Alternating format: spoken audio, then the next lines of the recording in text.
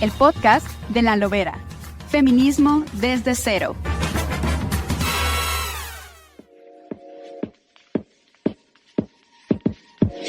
Hoy vamos a seguir con esta serie de episodios que ofrecí porque habemos personas muy preocupadas de esta, dijéramos, paradoja que estamos viviendo, porque tenemos una presidenta de la República y muchas gobernadoras, pero sentimos que algunas de las políticas a favor de las mujeres se quedaron estancadas. Bueno, cada una de nuestras invitadas le pone un adjetivo diferente. Y por el otro lado, ¿qué pasa con las mujeres, con el movimiento, con las independientes, con las institucionales, con las funcionarias públicas? En todos lados hay feministas, pero ¿dónde están? Hay momentos de la historia que ha sido muy importante que estemos juntas y que hagamos una sola fuerza. Y desde mi perspectiva, estamos mal. Por eso yo decía, lo contaba con nuestra invitada de hoy, Flor Desirée León Hernández. Ya decíamos fuera de micrófono que es una paradoja también Flor y León. Así es. ¿No? Ella es una mujer que tiene casi 30 años militando en el feminismo, que empezó como muchísimas en una organización civil, en una organización feminista ubicada en el estado de Morelos, en Cuernavaca, que fue una institución para nosotras, para mi generación, fundamental. CIDAL fue el primer lugar donde hubo un centro de documentación. Lo fundó lo que llamamos una monja civil, muy comprometida con los derechos humanos, justo en la época de la nueva iglesia, de la iglesia de los pobres, que tuvo una importantísima influencia en el estado de Morelos y desarrolló cosas en favor de las y los trabajadores, entre otras. Entonces, en CIDAL se hizo una tradición. Muchas mujeres que hoy conocemos y que están hasta en el campo de lo público pasaron por CIDAL. Fue una gran escuela.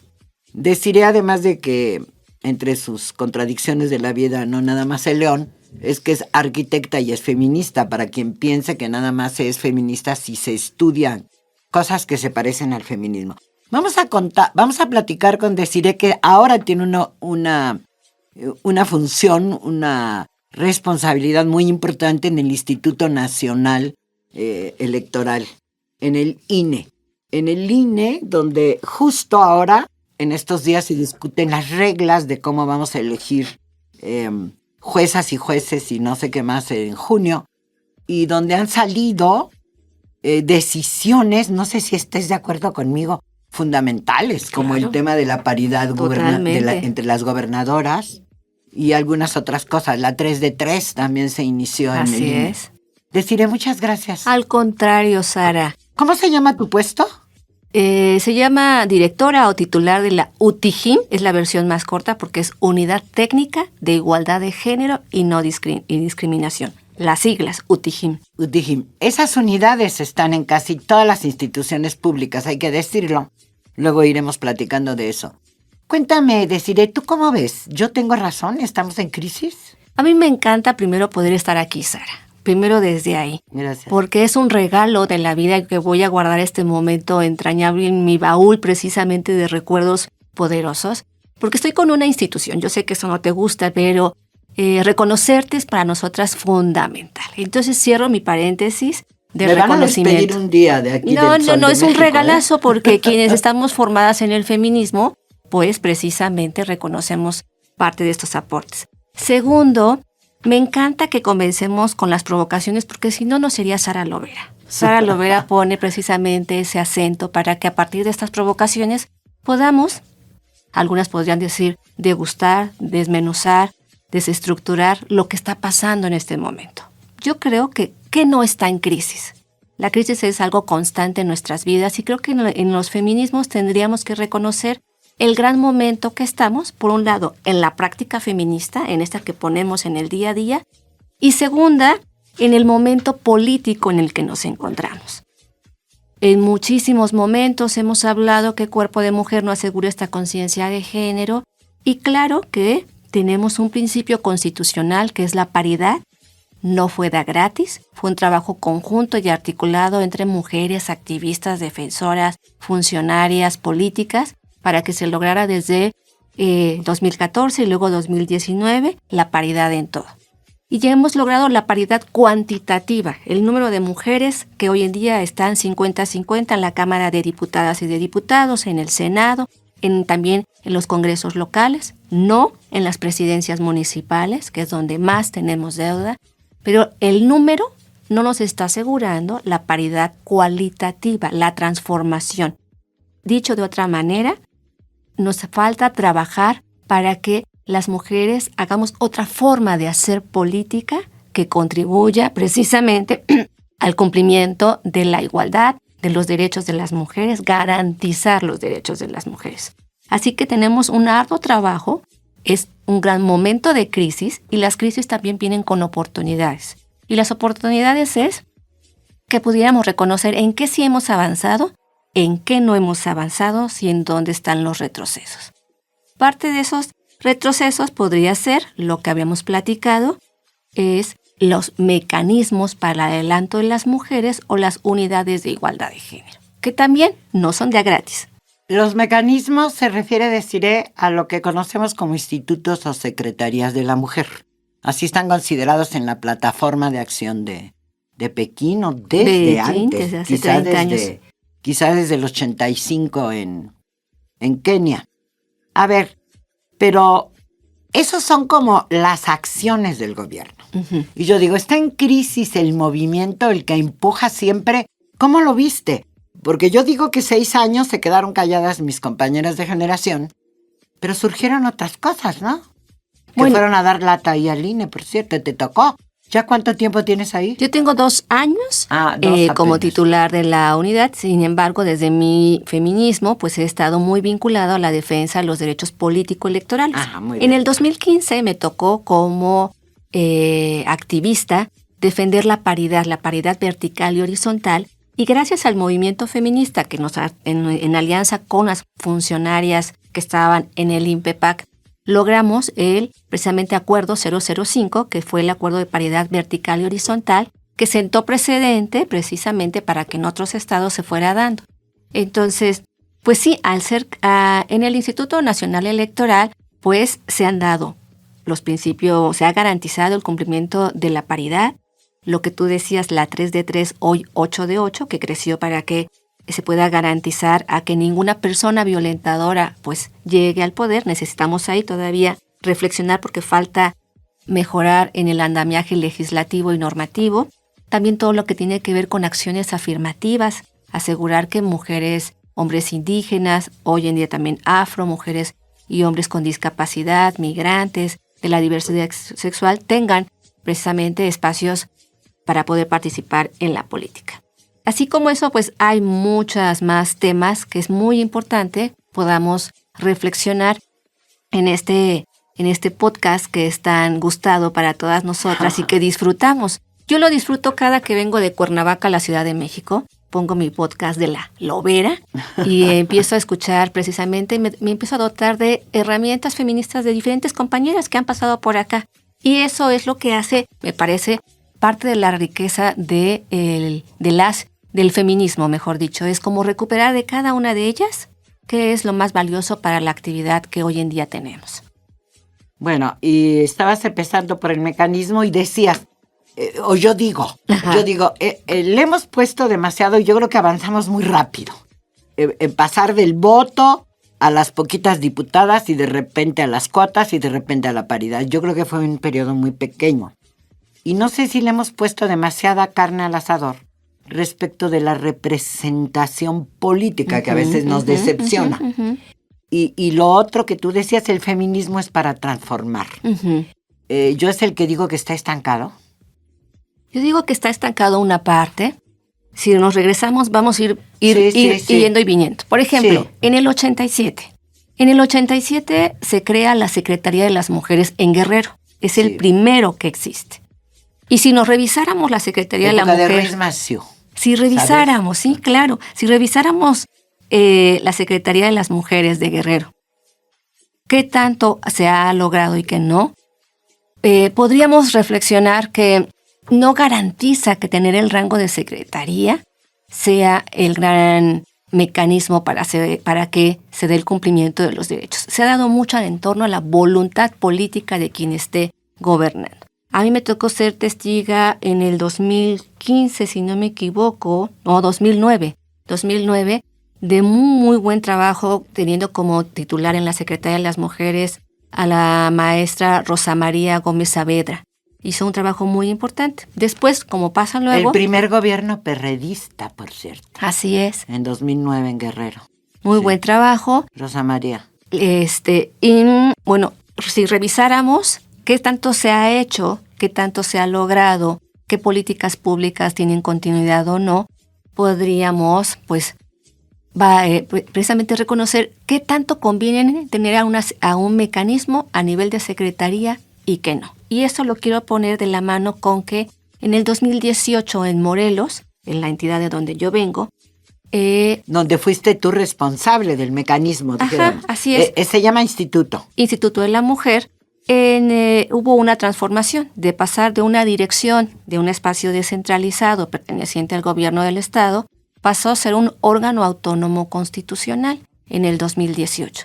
Y fue, afortunadamente, gracias a que está garantizado en la Constitución de Morelos el que este instituto fuera el rector de la política de igualdad y de vida libre de violencia, que logramos sentar bases que en otro momento no se habían logrado porque precisamente el perfil correspondía más a los intereses políticos de quien eran los gobernantes. Y digo los porque en Morelos habían sido puros hombres los gobernantes hasta hoy en día, que hay una gobernadora y que también tiene que ver con garantizar la paridad. Y fue que logramos la corresponsabilidad en el campo de la vida libre de violencia. ¿A qué me refiero? Porque me pones la carita de ¿qué está pasando? No, está bien. Es que dependíamos solo del recurso federal para poder atender a las mujeres en situación de violencia. ¿Eso qué quiere decir? Que hasta junio o julio, que ya se tenía el recurso y que se empezaba a operar, le podías ofrecer a las mujeres un servicio con un horario de 8 a 5, lo cual, pues la violencia no ocurre en junio en adelante, de 8 a 5, ¿no? Y entonces logramos la corresponsabilidad, aquello era Estado. A ti te toca poner un peso por cada peso que pone la federación, municipio también, y lograr que el servicio de vida libre de violencia estuviera garantizado los 365 días del año. Las 24 horas del día. Exactamente. Tuvimos que crear líneas de emergencia, centros de atención externa. Eso no existía. ¿Y por qué no existía? Porque ocurría que obedecían los perfiles más a la voluntad del gobernante y definir qué era o no prioritario. O sea, el paso de la demanda feminista, de los grupos, ahora los colectivos y las colectivas en la calle, el paso de ahí para hacer políticas públicas que se llaman, o sea, acciones de gobierno, así es. Tienen también sus riesgos y también depende de la fuerza del movimiento. Dependen, por una parte, de la fuerza del movimiento y yo creo que otra es que lleguen perfiles idóneos a dirigir estos espacios, que no tengan compromisos partidistas, para que se asegure el cumplimiento de las convenciones internacionales, del marco normativo, hacer realidad lo que está. Yo les decía, se oye muy bonito y se ven muy bonitas en nuestras oficinas, la CEDAW, Belén do Pará, Beijing, pero les decía, eso no me sirve si en la vida cotidiana de las mujeres no tiene un impacto. Y entonces le decíamos a los presidentes municipales, usted tiene responsabilidad con la vida de las mujeres. Porque por lo general cuando una mujer vive violencia, lo que pasaban era que la mandaban en su lógica al DIF o a la titular de la instancia de la mujer, se lavaban sus manos y eso no me toca. ¿Qué cree, señor presidente? Usted tiene responsabilidades. Eso lo pudimos hacer porque éramos un órgano autónomo constitucional. Y le decíamos, sacábamos un reporte del Banco Estatal de Datos, porque cuando yo llegué, el Banco Estatal de Datos que recupera la información de los casos de violencia era todo un mito urbano en los pasillos del instituto. Pero no existía. Preguntaba, ¿dónde está? No, total que un día tuve que sentar a la persona responsable, ¿dónde está ese banco? No, pues, arquitecta, le tengo que decir que es una máquina que está ya arrumbada y que no hemos hecho nada. Lo tuvimos que empezar a echar a andar y obligar a todos a reportar y yo mes a mes le decía a los municipios, su municipio tiene esta radiografía, tantos casos de violencia que obedecen violencia física, violencia familiar. Por un lado, claro que se les parecía que era muy incómoda yo, pero por el otro lado estaban obligados a atender los casos. Eso es lo que yo te decía, que por un lado, hoy en este momento de grandes avances, pero también de profundas crisis, tendríamos que reflexionar y tener la capacidad para mirar los mecanismos. Yo nada más estoy hablando del nivel de secretarías de las mujeres. Tendríamos que hablar también de las instancias municipales y de las unidades de igualdad de género. Yo en este momento tengo una tarea fundamental en el INE. En esa línea, en ¿no? un mecanismo. Que son muy importantes. Ahora vamos a hablar de qué hace esa línea, pero antes. Entonces, estamos en crisis en los mecanismos en general. Así es. Pero hay como esta idea de, bueno, el feminismo ya está instalado en la presidencia, tenemos una Secretaría de las Mujeres, hay 13 gobernadoras, hay como 1,000 y tantas presidentas municipales, aunque todavía son poquitas. No llegamos al 30%. No llegamos al 30%, o sea que no hay más que 800, más o menos, ¿no? 700 y algo. 700 y algo. Eso no transforma la vida de las mujeres, no opera. Pero es un error lo de las secretarías. Es una pieza clave lo que acabas de decir, pero no garantiza. Me parece que no podemos decir que es un error. Yo creo que lo que hace falta es evaluar. No hay continuidad de evaluación de las secretarías o de los mecanismos, ni tenemos indicadores. Mientras no evaluemos, entonces, cada 3 o cada 6 años es comenzar. Vuelvo al mi tema morelense. Era cada que había un cambio de gobierno, un gobernador cambió 3 veces titular del Instituto de las Mujeres, porque era que obedeciera a sus intereses. No hay continuidad de política pública. Si no evaluamos y no medimos, ¿no? Entonces, ¿cómo podemos asegurar que estamos generando? Porque ya tenemos 30 años de Beijing, ¿sí? Y les dije que el primer mecanismo fue la Secretaría de las Mujeres de Guerrero, y en promedio estamos alrededor de 20 años que tienen los institutos. Sí. Ya es para que estuviera, ¿sí?, la política de vida libre de violencia, pues homologada, y la realidad es que no. Y operando, dándonos datos. Y con recursos, atendiendo a las mujeres, ¿no? Atendiendo a las mujeres, eso tendríamos que garantizar. Y no, todavía estamos dependiendo, y pongo entre comillas, de la voluntad política. Ya no, en este contexto que hoy tenemos de una mujer siendo la presidenta de la República, un Congreso paritario, gran cantidad de mujeres en la toma de decisiones, tenemos que empujar, que mover, que generar toda una masa crítica para que dejemos de la voluntad política y asumamos nuestra corresponsabilidad con los derechos de las mujeres. Este es el mejor momento, porque están los ojos del mundo, los ojos del patriarcado, atentos a qué sí hacemos y qué no hacemos. Entonces, así como se logró la gran bancada de mujeres que lograron la paridad, hoy en día tendremos que generar ese gran pacto político para que se fortalezcan los mecanismos y cumplan con un programa de trabajo alineado y que rindan cuentas. O sea, me estás diciendo que no cumplen y que no puedo confiar en que se llame secretaría ahora o no. No, yo creo que le quitaron funciones. Luego le sumaron lo de Conavín, que no se entiende. Es decir, me parece que es un pequeño monstruito. Yo creo que es muy diferente la Secretaría de las Mujeres a nivel nacional a lo que yo te estoy platicando más a nivel local, que es en el estado de Morelos, que hay de un órgano autónomo constitucional.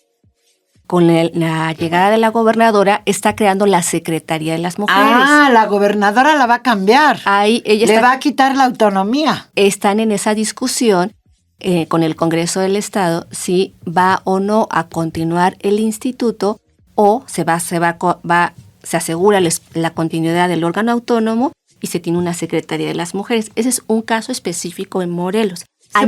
Podrían vivir las dos cosas. Podrían vivir, claro que sí, con delimitación de competencias podrían vivir. Es lo que está pasando en Nuevo León. Exacto, ya había pasado en Nuevo León. En el caso de la Secretaría de las Mujeres, que antes era INMujeres, hoy en día tiene un mayor rango, están a nivel de gabinete, pero me parece que la Secretaría tendría que recuperar, hacer todo precisamente esa reflexión de la gran palanca para que a nivel nacional se dé el cumplimiento de la política de igualdad y de vida libre de violencia son los institutos de las mujeres. Y mientras no haya una evaluación de cómo han estado funcionando esos institutos, cuáles sí han avanzado, en cuál es la política pública debe de continuar, entonces es muy peligroso porque cada 6 años es comenzar de cero. Oye, lo que me estás diciendo, Desiree, me pone muy nerviosa. ¿Por qué? Sí, el movimiento empujó que haya políticas públicas y empujó que haya paridad. Y el movimiento en otro nivel está en las calles con mis nietas, nietas en la calle de 20 años. Así es. Es decir, hay como una conciencia social. Marcela Lagarde dice que a pesar de los pesares formamos una cultura feminista. Tenemos un problema. En una política pública concreta, que es tener, para explicarle al público, el mecanismo de la mujer, que significa el órgano obligado a cumplir con todo lo que se pone en la Constitución, en las leyes, en los acuerdos internacionales, desde el gobierno. Y la pregunta sigue siendo la misma. ¿Están las mujeres empujando? ¿Están conscientes? ¿Tú cómo las ves? Tienes ahora una enorme relación con grupos. Hay más grupos, hay menos grupos, se perdieron los grupos. Yo tengo como esa sensación de vacío. No sé cómo decírtela, pero a veces no puedo dormir porque yo tengo 56 años militando y nunca sentí tanto vacío como justo en este momento. Coincido contigo. Yo también he estado mucho más cercanas a etapas del movimiento feminista que estábamos más articuladas y con una agenda en común que estábamos empujando desde los estados. Coincido contigo. Y desde todos lados, ¿no? Sí, y precisamente pasaba algo y luego se activaba y estábamos todas empujando el tema. Yo hoy en día también, aun cuando tengo contacto con diferentes grupos de mujeres, identifico que estamos cada una en nuestros temas. Y que también en lo cotidiano, pues cada una de las organizaciones están asegurando su supervivencia, ¿no? Porque sí, no hay recursos económicos. Entonces, están en lo inmediato buscando para asegurar que las organizaciones de la sociedad civil puedan continuar con su trabajo. Entonces, eso impide, por un lado, que tengan esta capacidad que siempre se reconoce en las organizaciones, esta capacidad crítica de estar señalando, de estar dando seguimiento. Eso hoy en día se ha fracturado y se tiene que fortalecer.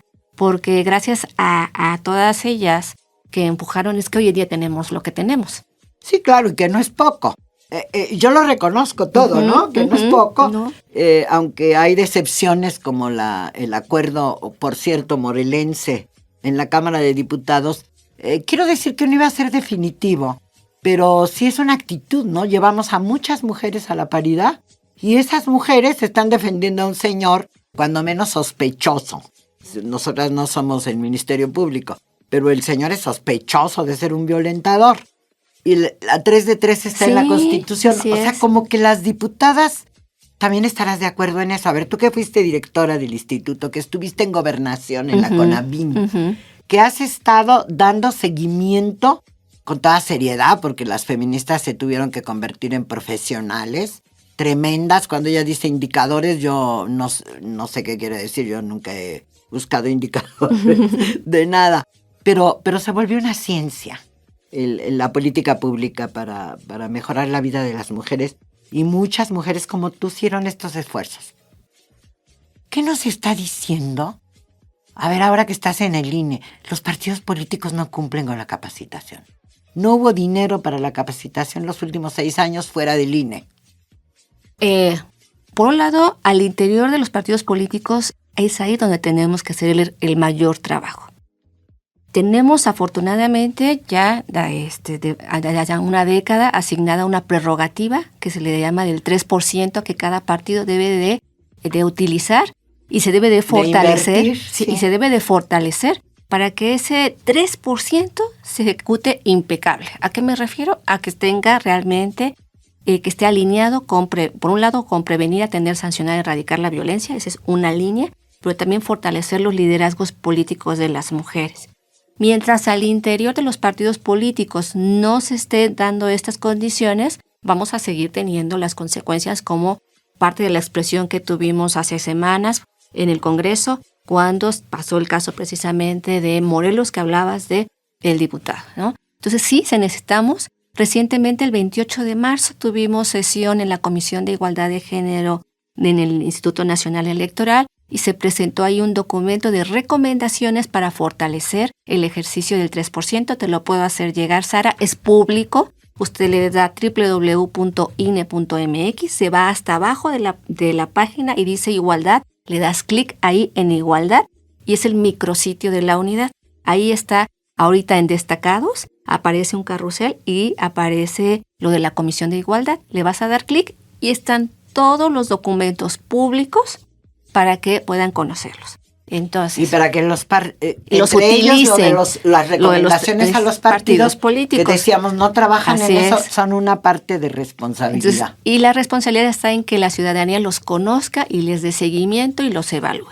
Y el otro recurso que tú hablabas es que en el Instituto Nacional Electoral existe todavía existe todavía porque ya no hay en toda la lógica del Estado mexicano recursos dirigidos a las organizaciones de la sociedad civil. Sí, los quitaron totalmente y esta presidenta no los ha restaurado. Bueno, cuando menos, si ya se aprobó el presupuesto, no entramos. Y entonces es la convocatoria Impulso, así le decimos, está dirigida a organizaciones de la sociedad civil para que puedan generar proyectos que tengan que ver con fortalecer el liderazgo político de las mujeres y prevenir la violencia política contra las mujeres en razón de género.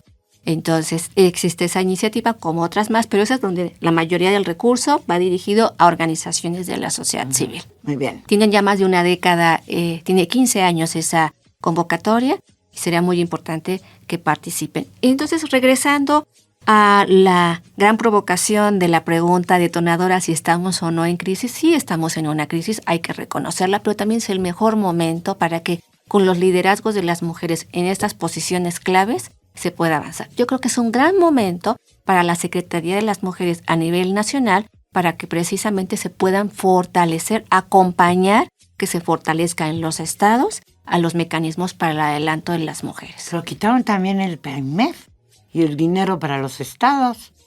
Es decir, es que no nos han acabado de decir qué cosa va a hacer la Secretaría, ¿verdad? Necesitamos tener claridad de cómo va a operar, ¿no? Uh-huh. Sabemos que sus dos grandes ejes rectores va a ser igualdad y vida libre de violencia, lo que anteriormente era CONAVIM, que era todo lo que tenía que atender la vida libre de violencia hacia las mujeres. Estaba ahora Gobernación, hay que decirle al público, y la quitaron de Gobernación. Ahora está acá. Y la mandaron a la Secretaría de las Mujeres. Una parte importante de CONAVIM es darle seguimiento y atención a los refugios, a la política de vida libre de violencia, los centros de atención externa, los centros de justicia para mujeres, las alertas de violencia de género, hacer que funcionen. Y otra vez nos vamos a regresar al tema de la corresponsabilidad. Mi responsabilidad cuando estuve en CONAVIM es volver a ser testiga de que mientras no tengamos la autonomía, será muy difícil hacer los cambios políticos.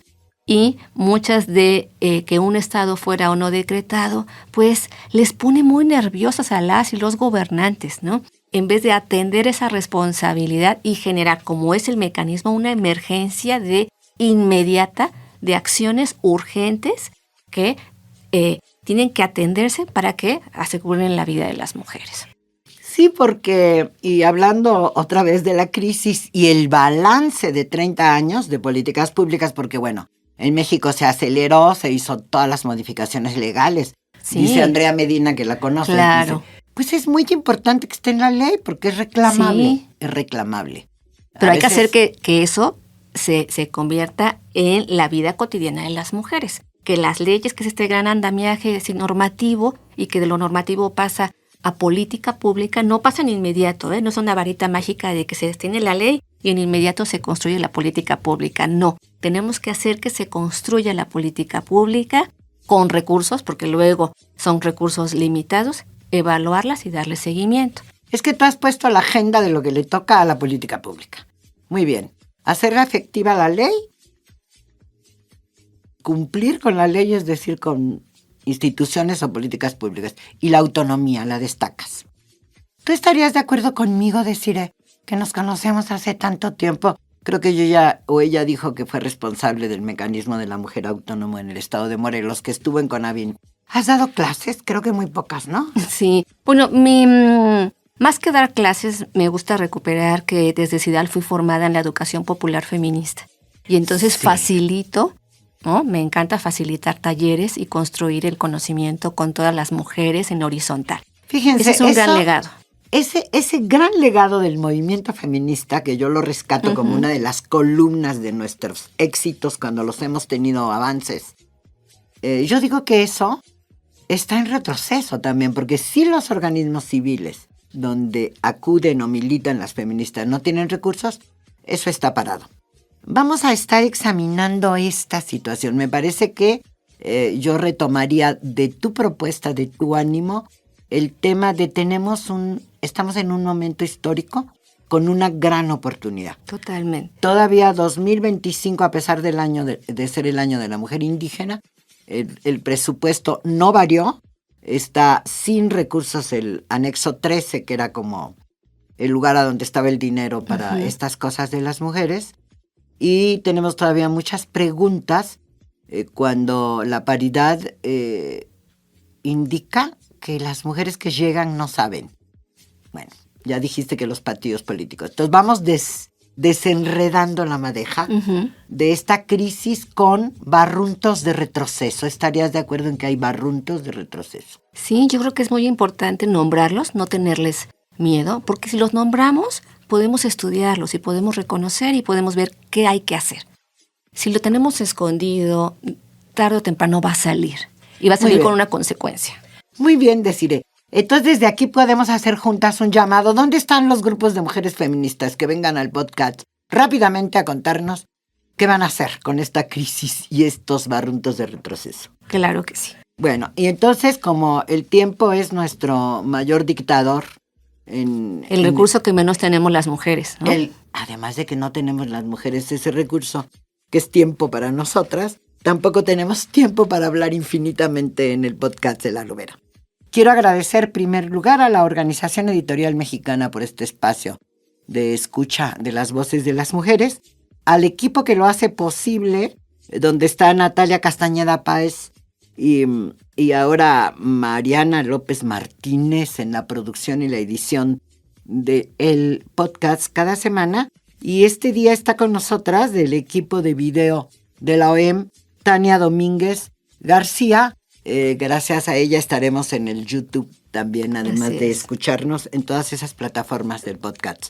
Nos escuchamos la próxima semana para seguir en este grupo de episodios donde estamos examinando ¿y dónde quedó el feminismo? ¿Hay feminismo? ¿No hay feminismo? ¿Está en crisis? ¿Desapareció? Hasta la próxima. Gracias.